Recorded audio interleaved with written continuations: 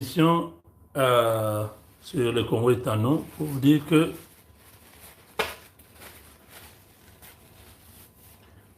le président de la République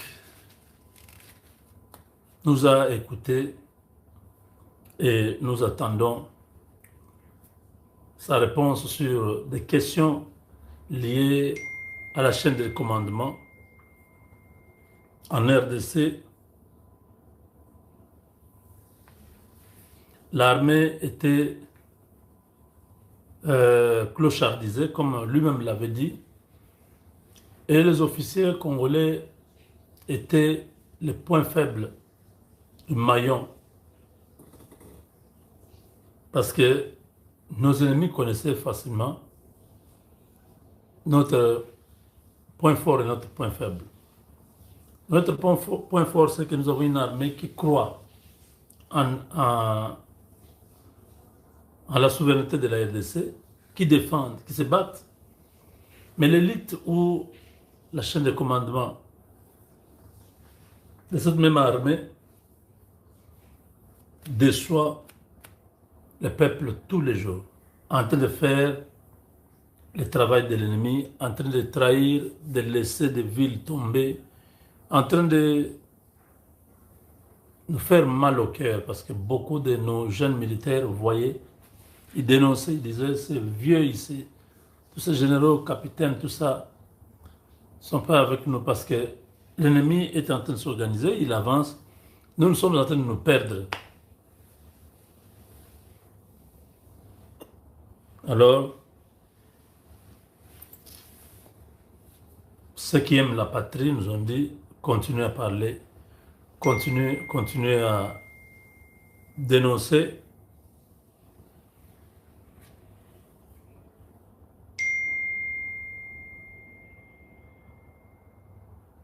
Et c'est le travail que nous faisons.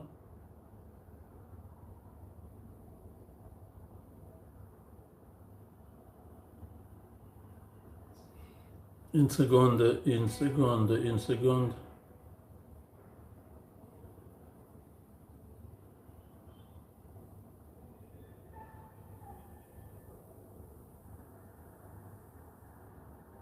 Alors,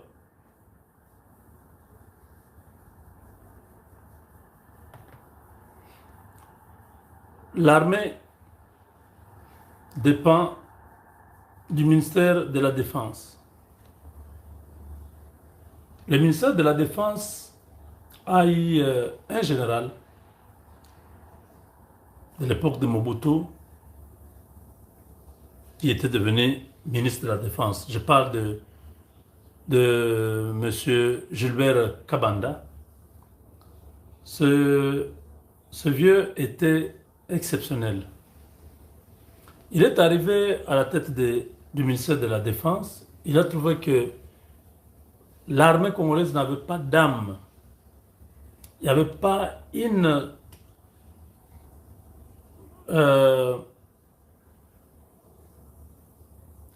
bonne structure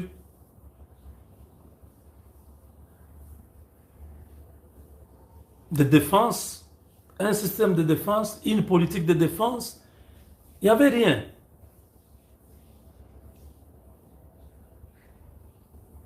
De la façon dont il a fait les choses, il s'est référé à sa formation, à ce qu'il connaît de l'armée. Il a trouvé que depuis un certain temps, l'armée était abandonnée. Il n'y avait pas de système, pas de politique, il n'y avait rien. Il n'y avait pas une loi de programmation militaire. Donc,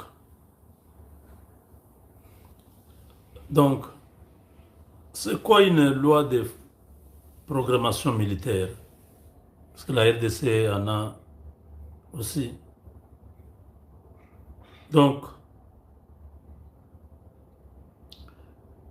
la loi de la programmation militaire est un terme simple, une loi qui fixe à l'avance les grandes priorités et les moyens que l'État prévoit de consacrer à son armée sur plusieurs années. Vous avez entendu? Ça, le vieux Gilbert Kabanda avait ça. Donc, une planification surtout ce qui concerne l'armée.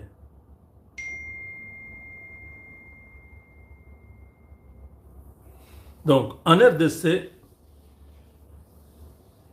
c'était la modernisation des FARDC. Cela veut dire quoi? Le ministre Kabanda avait prévu la modernisation des équipements, de l'armement, de véhicules, de l'aviation, de la marine, la transmission, etc. La loi de programmation que vous entendez là. C'est de ça qu'il s'agit. Hippolyte Kanambe avait laissé une armée désorganisée, désintégrée, presque inexistante. Les militaires allaient à la formation, ils se faisaient former avec des bois. On ne leur donnait pas les armes au centre, au CI, là où on forme des militaires. Leur formation, c'était avec des bois. Quand le ministre Kabanda arrive, il dit non, non, non, non. Ça, c'est pas une armée. Quand je dis moi d'invite doit partir, vous ne comprenez pas. Moi d'invite ne maîtrise pas ce que je dis là. La loi de programmation est là, mais moi d'invite n'utilise même pas ça. Il est à autre chose, il est déjà ailleurs. Ils ont formé leur clique là avec les Ichaligonza, Gilles Banza. C'est vraiment pitoyable. Il doit partir vite. Je demande au président de nous ramener le vieux Kabanda. Que le papa là revienne parce que c'est lui qui est le géniteur, l'ancêtre, le fabricant, le créateur de la loi de la programmation militaire. Maintenant, il fait ça. Le gouvernement, donc le Parlement adopte, le président promulgue. Quand on promulgue, il n'est plus président, il n'est plus au ministère. C'est Jean-Pierre Bemba qui arrive, qui fait autre chose. Jean-Pierre Bemba qui a mené aussi l'armée nulle part. En tout cas, un passage à vide à la tête de l'armée congolaise. Jean-Pierre Bemba n'a vraiment pas fait grand-chose. Le travail était avec le vieux. C'est lui qui devait continuer. On enlève Jean-Pierre Bemba, les mois d'avril, comme l'IDPS, les ministères là, sont des ministères régaliens du président. Le président met ses hommes. Moi, David, non, non, non, en tout cas, il faut qu'on récupère. Il a récupéré pour en faire quoi? Les ministères les dépassent, c'est trop lourd pour lui. Il est dépassé. Donc, voilà un ministre qui arrive, qui réfléchit sur l'avenir de l'armée. Par petit baroya, par former Baondéni, par matériel nini. Nos voisins ont déjà quel type d'armes? Ils ont ouvert quel genre d'école, quel genre d'académie? Qu'est-ce que nous devons faire? On doit anticiper, être toujours supérieur. Non, les autres n'ont pas compris. Donc l'homme met en place une structure, mais on l'enlève, d'autres personnes arrivent, ils regardent la structure, ils ne comprennent pas ce qu'il faut faire. C'est ça le problème. Cette loi existe. Donc professionnaliser l'armée congolaise, moderniser l'équipement. L'armement, moderniser ça. Les véhicules, avoir des nouveaux véhicules, les chars de combat, toutes ces histoires, les drones, tout ça, la technologie. Amener les militaires à des formations intenses. Dans certains pays où l'art de combat, la science de la guerre est une priorité dans ce pays-là. Vous envoyez votre élite, vos guerriers, vos vaillants léopards, les léopards volants. Quand les léopards volants, c'est qui encore?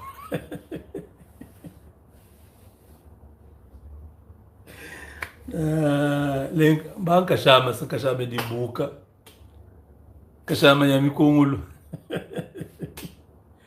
Donc, vous voyez là, même le système de transmission. Alors, golf, épervier, et colis pour aigle.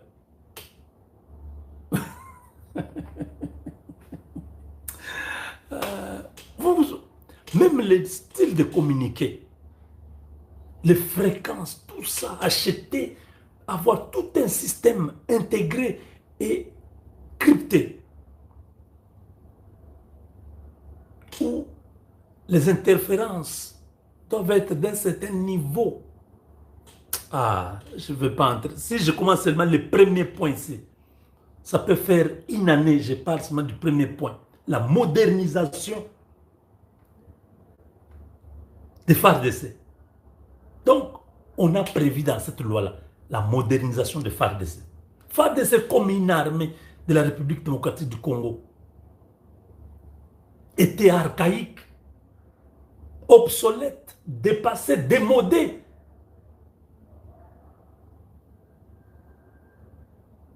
Dénaturé, déformé, déconfiguré,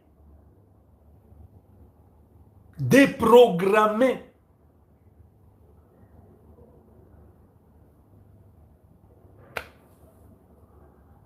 Ah. Il fallait ramener les phares d'essai, moderniser les phares d'essai. C'est amener une armée traditionnelle, monoethnique, vilaine, à une armée moderne, respectable, compétitive et leader, dissuasive. Et bien, oui, c'est ça, moderniser. Construire de nouveaux camps, des casernes. Créer de nouvelles bases. Avancer des bases mobiles. Des bases de proximité.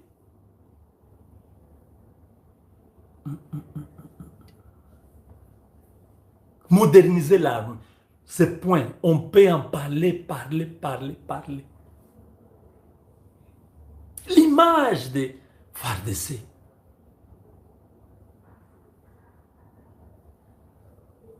La couleur des tenues. La dotation. Les formations. Les salaires.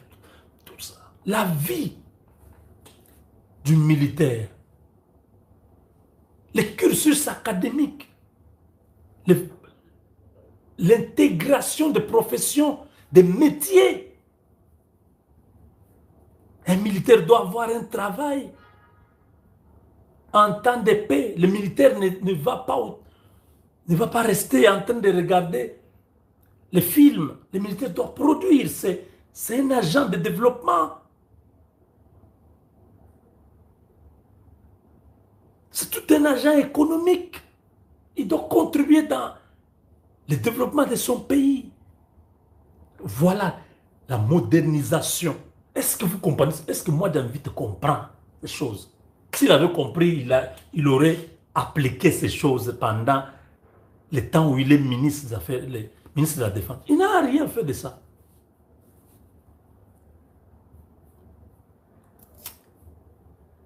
On reviendra sur ça. Cette loi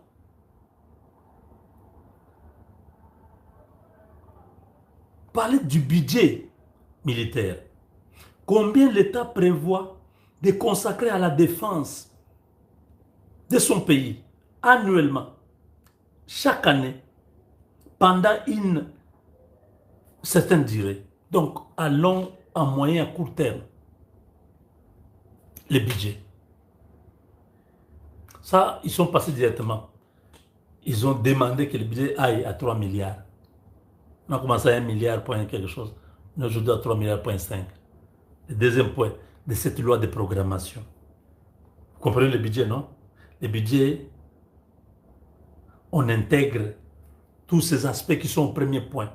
La modernisation de l'armée suppose l'achat des équipements, de l'armement,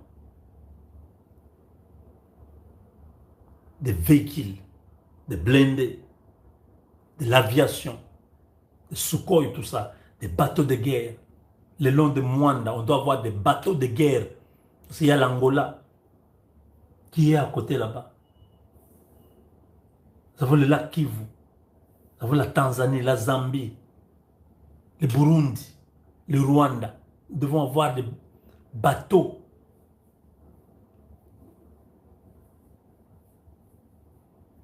Vous voyez, n'est-ce pas? Donc tout ça, le budget doit être conséquent. Parce qu'il y a tout ça à acheter.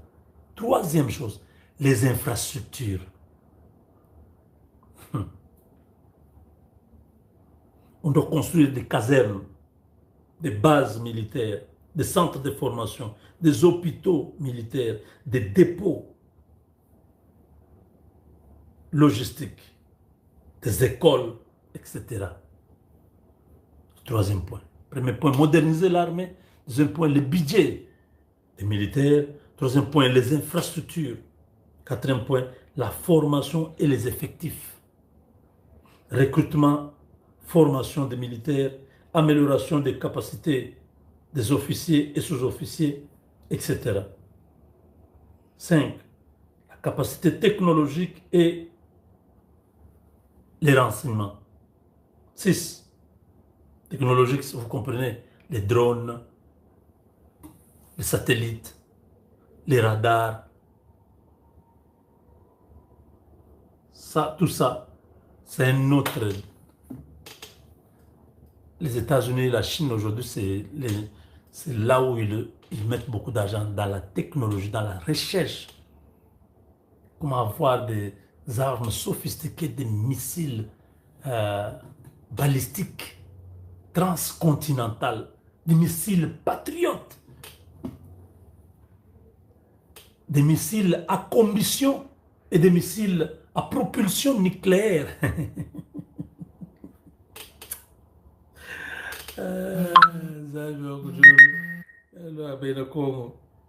Un calendrier pluriannuel. Les objectifs sont généralement répartis sur plusieurs années plutôt que décidés année après année. Donc cette loi permet seulement au gouvernement et au Parlement de dire en quelque sorte, voilà ce dont notre armée a besoin, voilà ce dont nous voulons construire ou acheter et voilà les ressources que nous prévoyons d'y consacrer pendant plusieurs années. Vous voyez? Ça, il y a le vieux là qui a fait ce travail. Au lieu qu'on le laisse continuer avec ce travail, on a mis d'autres personnes qui ont juste fait perdre à la République je crois 2 ans ou 3 ans depuis que le vieux Kabandé est parti de là. Je crois que c'est presque 3 ans. Nous demandons au président de la République de le ramener à ces postes-là. Il est très utile. Il va aider notre armée à mettre en pratique la loi que lui-même avait proposée à la République. Demain, il est attendu l'adresse du chef de l'État au Parlement. Il va parler demain. Et dans la soirée, il est possible que les ordonnances soient lues à la RTNC. Il est possible que le Boya, demain, s'occupe d'un grand poste. Il est possible demain que Constant Ndima occupe un grand poste. Il est possible. Les autres jetaient les noms.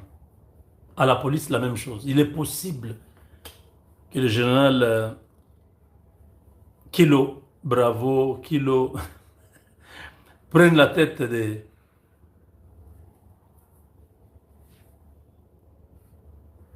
Voilà, donc nous attendons.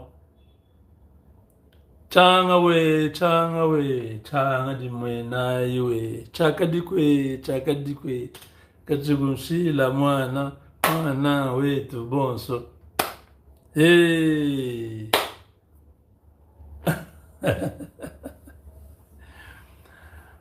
Ah, non, je compte beaucoup. Je vois mon général Chico Chitambo occupé des fonctions, comme toujours. Voilà les patriotes que nous avons besoin, que nous voulons voir garder le pouvoir, garder la République, garder le peuple, garder la nation congolaise. Chimbobwe, tudinenu, ngumva. Oh Banza, oh Banza. Banza quoi? Dégage. Éliminé. Lungwa. Kende. Éliminé. Oh Ichaligonze. Quel Ichaligonze? Quoi? Kende. Lungwa. Éliminé. Ah, c'est bien quand on vous nomme, hein? Quand maintenant vous devez partir, que ça devient... Mais ce garçon-là, qu'est-ce qu'il croit? Il pense que nous, ça nous fait rire. Oh, ça ne peut pas vous faire rire parce que vous partez. C'est ça le problème, oui. Alors, venez. Ouais, j'ai dit. Hein, ça fait mal, hein?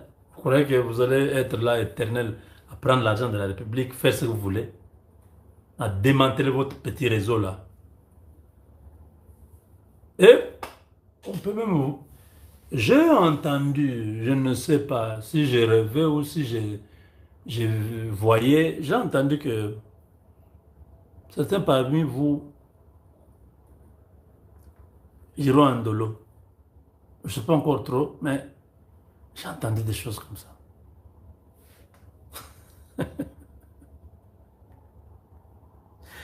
Comme à Mongalate, les faux militaires ici, ils ont fait perdre le temps. Heureusement que des choses sérieuses commencent. Parce que Eric Prince et les autres ne vont pas travailler au Kivu là-bas avec des individus comme vous là.